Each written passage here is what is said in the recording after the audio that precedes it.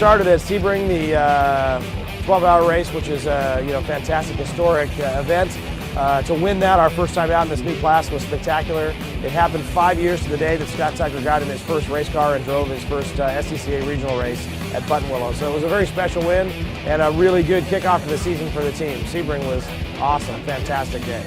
Miller Motorsports Park 55 took home another win, but one of the most spectacular things that happened is Scott Tucker got out of the 55, walked right up into the 95, jumped in and just went from one stint to another. I'm not sure that's ever been done. It probably has, but it's been a long time since a driver jumped from one car into another on the same pit stop.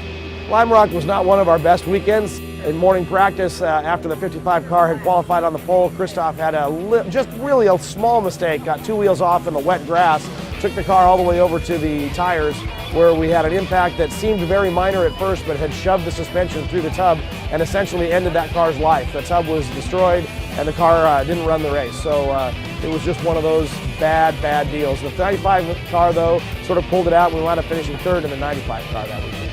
Mid-Ohio was sort of sweet redemption for the 55 car. It had a new tub and we ran fantastic all day long.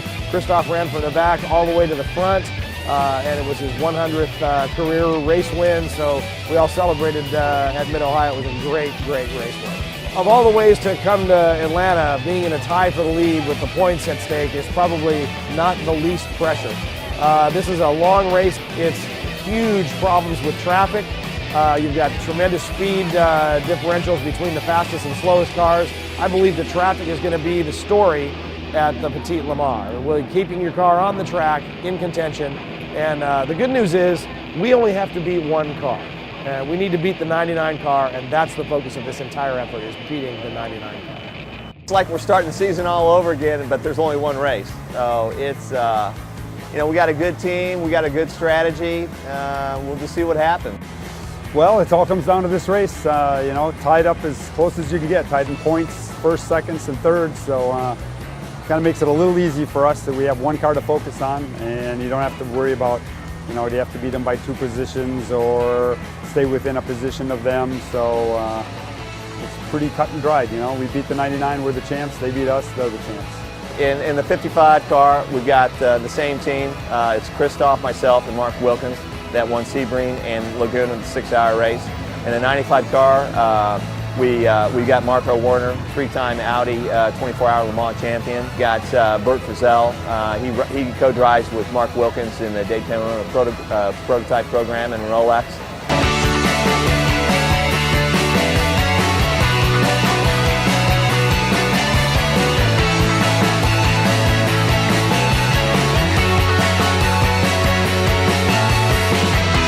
We were testing a couple changes on the car, and it was not exactly right. It was bottoming out a little bit, and as Bert went into turn 5, it bottomed out and he spun, and the third car by apparently didn't realize what was going on, and he saw Bert spun in the middle of the track, and he spun out himself to try to avoid hitting Bert and backed into us. Did some radiator damage, the floor, the side pod. Fortunately, no suspension damage. And the guys, they worked their butts off. I hated to have them put them through that right before a long race, but there's no one better than them.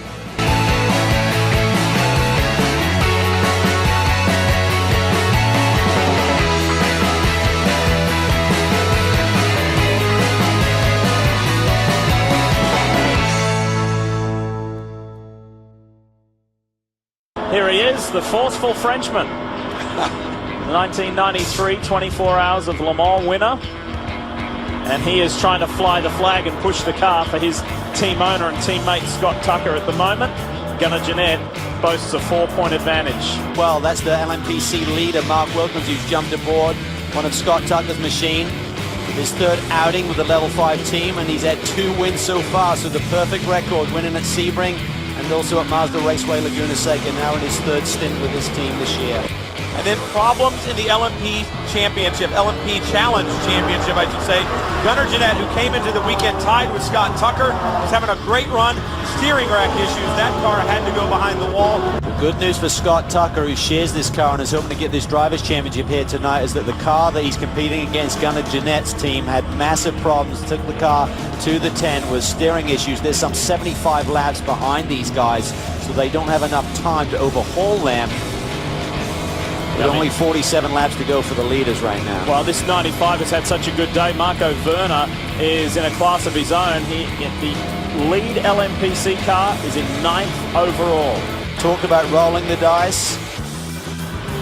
It's Scott Tucker climbing aboard the 95, team principal, team owner, and he's about to be crowned LMPC champion. What better way to do it than to take the checker yourself, come across that start-finish line, enjoy that moment. I'd say happy. He's got his dream team here, Bert Frizzell and Marco Bono. I mean, you couldn't have had a better race all around, or a better year. I mean, you put together this super team, and it really paid off. Yeah, you know, the team, everybody came together this year. It was, you know, it was just fantastic. You know, we had our ups and downs, but in the end, it all came together. And of course, winning a race like Petit Le Mans, you've won a lot of races over the last few years in the various categories. It really has to be right up there on the top of the podium. Yeah, you know, this and, you know, the win at Sebring and our podium at the Daytona. But yeah, this is probably the biggest race we've ever raced at. And to win the championship all on the same day is just incredible. And of course, big congratulations to your teammates as well. I'm sure big things to come for this team.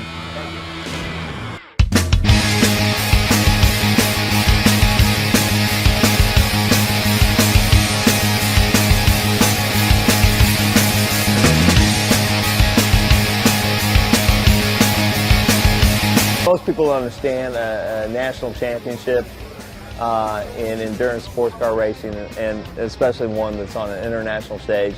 It's a huge accomplishment, and none of it would have been possible without all my team behind me. And you know, I'm really proud of it. Well, it's a really great final race championship victory for Scott, winning, achieve a really great season, and with this final win bring by the best style the championship victory, so this is really great. You know, Level 5, we've only been an organization and a team for, this is our 3rd year, and this is our 5th championship that we've won, so you know, that's pretty, you know, that speaks for itself, and that gets to the management of it. And you know, it's this is one of the biggest wins that we've won, and at the same time, me winning the championship for the LMPC in the class, which you know, it's a good day. To win a championship is always tough, and we knew coming in here we were going to have to win this race, and winning a 10-hour race is never easy. The guys on the team, the drivers, showed why we win championships, and it's an effort all year, and at the longest race of the year we have. You know, we won the 2 biggest ones.